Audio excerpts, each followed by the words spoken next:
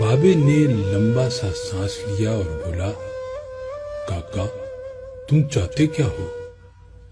میں نے عرض کیا، کیا آپ کو واقعی سونا بنانا آتا ہے؟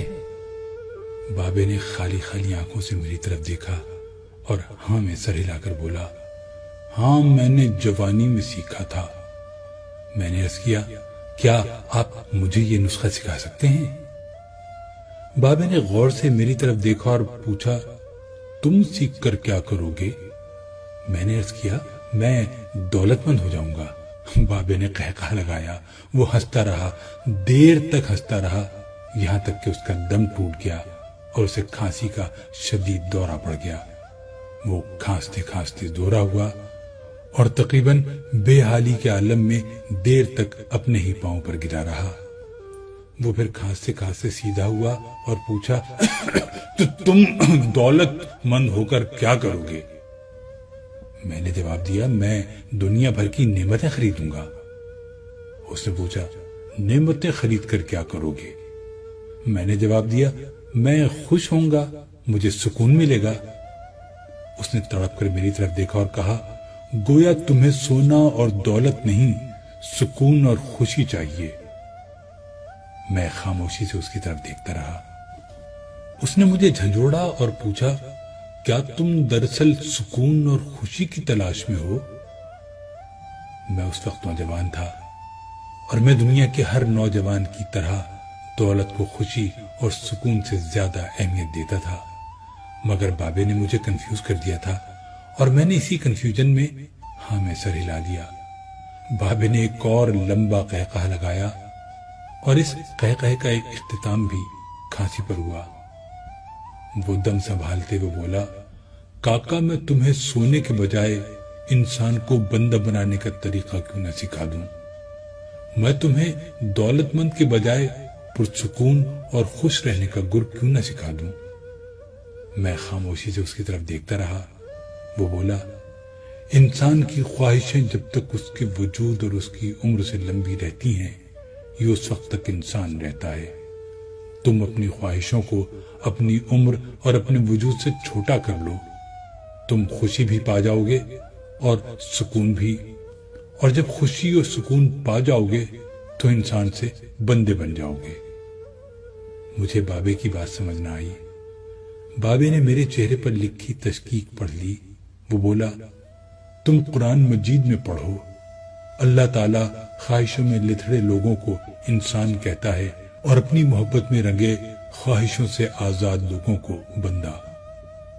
بابے نے اس کے بعد کامران کی بارہ دری کی طرف اشارہ کیا اور بولا، اس کو بنانے والا بھی انسان تھا، وہ اپنی عمر سے لمبی اور مضبوط عمارت بنانے کے خبت میں مبتلا تھا۔ وہ پوری زندگی دولت بھی جمع کرتا رہا، مگر اس دولت اور عمارت نے اسے سکون اور خوشی نہ دی۔ خوش میں ہوں اس دولت مند کی گری پڑی بارہ دری میں برستی بارش میں بے امان بیٹھ کر۔ میں نے بے صبری سے کہا، اور میں بھی۔ اس نے قہقہ لگایا اور جواب دیا، نہیں تم نہیں، تم جب تک تانبے کو سونا بنانے کا خبت پالتے رہو گے، تم اس وقت تک خوشی سے دور بھٹکتے رہو گے، تم اس وقت تک سکون سے دور رہو گے۔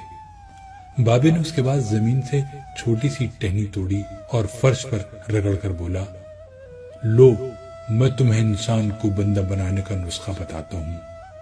اپنی خواہشوں کو کبھی اپنے قدموں سے آگے نہ نکلنے دو۔ جو مل گیا اس پر شکر کرو، جو چھن گیا اس پر افسوس نہ کرو، جو مانگ لے اس کو دے دو، جو بھول جائے اسے بھول جاؤ۔ دنیا میں بے سامان آئے تھے، بے سامان واپس جاؤ گے۔ سامان جمع نہ کرو، ہجوم سے پرہیز کرو، تنہائی کو ساتھی بناؤ۔ مفتی ہو تب بھی فتویٰ جاری نہ کرو، جسے خدا ڈھیل دے رہا ہو اس کا کبھی احتساب نہ کرو۔ بلا ضرورت سچ فساد ہوتا ہے، کوئی پوچھے تو سچ بولو، نہ پوچھے تو چپ رہو۔ لوگ لذت ہوتے ہیں اور دنیا کی تمام لذتوں کا انجام برا ہوتا ہے۔ زندگی میں جب خوشی اور سکون کم ہو جائے تو سیر پر نکل جاؤ، تمہیں راستے میں سکون بھی ملے گا اور خوشی بھی۔ دینے میں خوشی ہے، وصول کرنے میں غم۔ دولت کو روکو گے تو خود بھی رک جاؤ گے، چوروں میں رہو گے تو چور ہو جاؤ گے۔ سادھو میں بیٹھو گے تو اندر کا سادھو جاگ جائے گا۔ اللہ راضی رہے گا تو جگ راضی رہے گا، وہ ناراض ہوگا تو نعمتوں سے خوشبو اڑ جائے گی۔